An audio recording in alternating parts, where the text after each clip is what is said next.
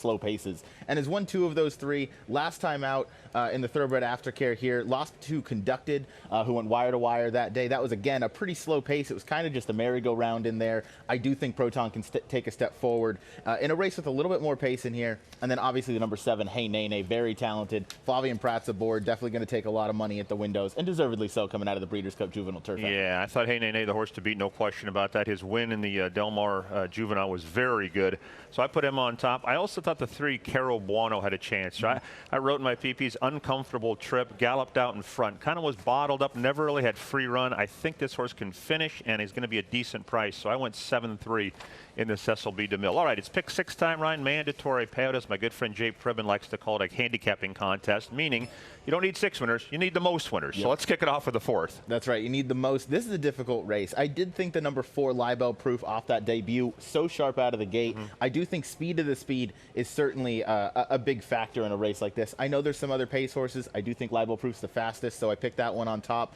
But I did think a horse like the number 2, Pasalubong, for Jeff Bondi. This is the, you know, those first 2 starts, I'm willing to toss those. The blinkers clearly hated those, took the blinkers off, broke the maiden. Last time out was overmatched at 150 to 1, but still improved on his prior race. So I think this is a much more reasonable spot. I think he can come from off the pace. So 4-2 for me in here. Yeah, I picked the 4 also, Libel Proof. 1 on the turf, obviously, but the dirt works are very good. I thought was the horse to beat here at a short price.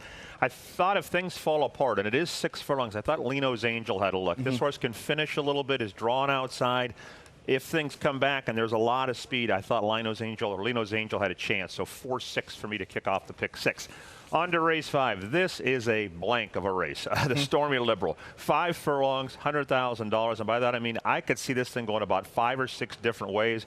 Really good quality race. It's not a graded stake. It should be. It's that good of a race. It absolutely should be. This is the most competitive race on the card. I'm going to take a pretty solid stand. I'm going to probably single the 4 yellow card in my early pick 5. I just feel like this horse, off the last effort in the Eddie D, I like his 2 5 furlong efforts here over the summer at Del Mar. Those were very good. And then ran behind Reef Runner, who would probably be close to even money, 6-5 in a race like this.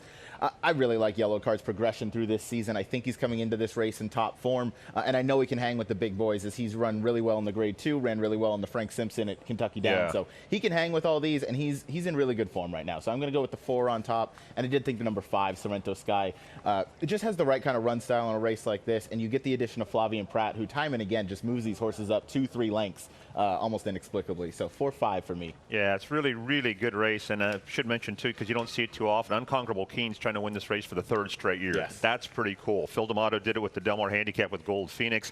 I could go a lot of different ways. I finally ended up on Booksmart for Hess and Mike Smith. This is a very fast horse, and I think the 5/8 is better for him than the 6.5. He did show a whole new dimension last time. He actually sat off the pace and finished pretty well. The winner of that race, Mana Rose, came right back to win. So for me, Booksmart at a price. No Nay Hudson, I bet on in the Green Flash. I thought he ran pretty well that day. That was his first start in a couple months. I thought he ran well. I thought he had a look here, but I could see Virat winning. I could see Yellow Card. I could see Sorrento Sky. I could see just about anyone in here, right? Just Ryan? about anybody. Very deep field. I did think Navy Bell, very talented horse, and I like that. You know, she's been on turf sprint, or he's been turf sprinting for a little while now. I just feel like maybe 5 furlongs is a little too sharp. Yeah. Good race. 7-6 for me in the Stormy Liberal. 6 race scratch, a 6, drop them.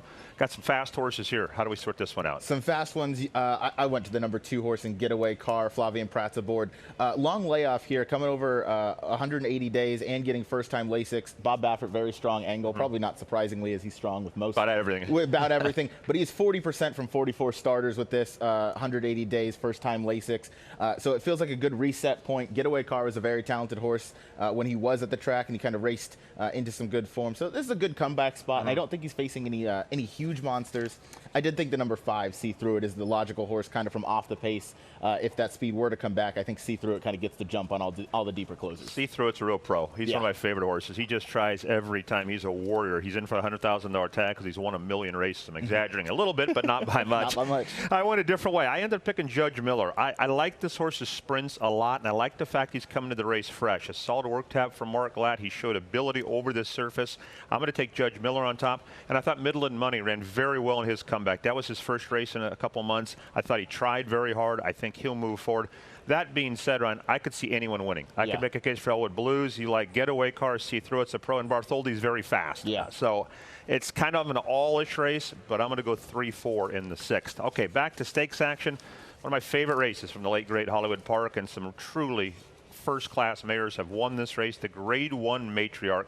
Scratch Antifona, 9 go here. 9 go here. I would imagine AG Bullet is going to take a substantial amount of play, 3-1 on the morning line, but I'm not one that typically loves to jump at the betting horses coming out of Breeders' Cup races, especially when they run strongly, because that's kind of the focal point of that calendar year.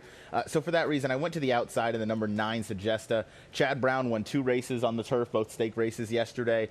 Comes back in here, another Juddmonte homebred, Flavian Pratt's aboard. The run in the First Lady was good. Simply in Front was a better horse that day, got a much better trip.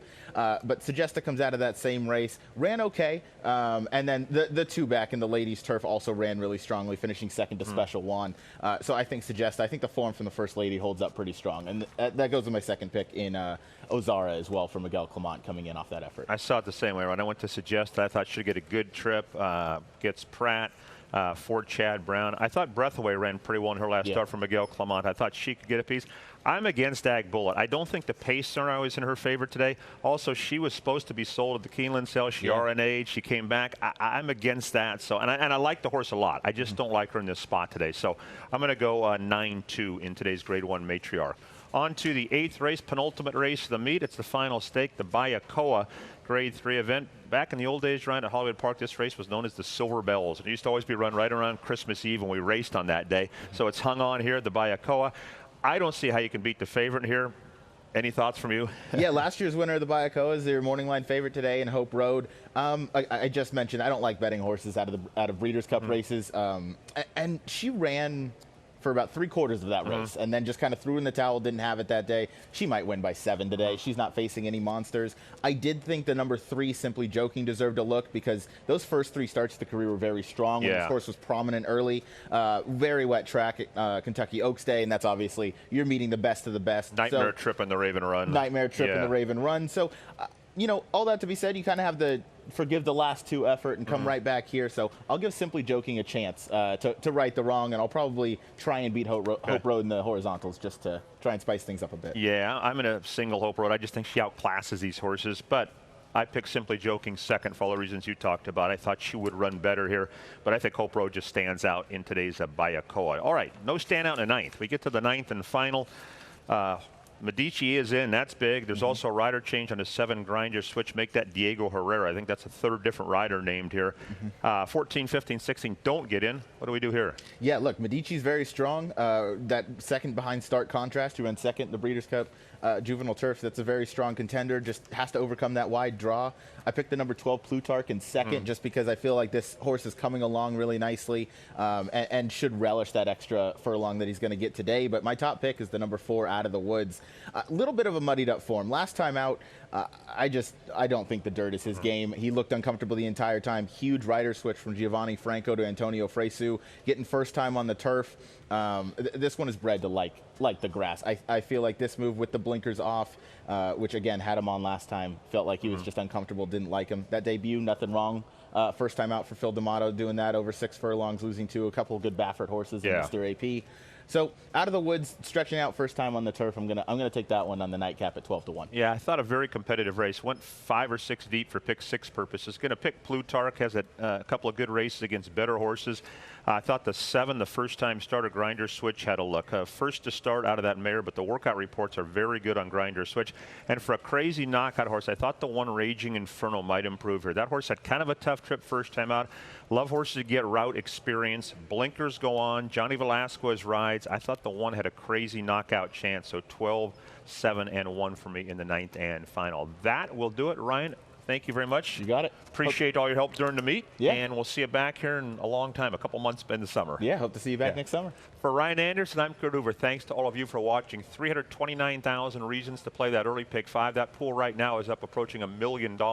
Pick 6, 4 through 9. Enjoy a really nice day of racing. Closing day at Del Mar.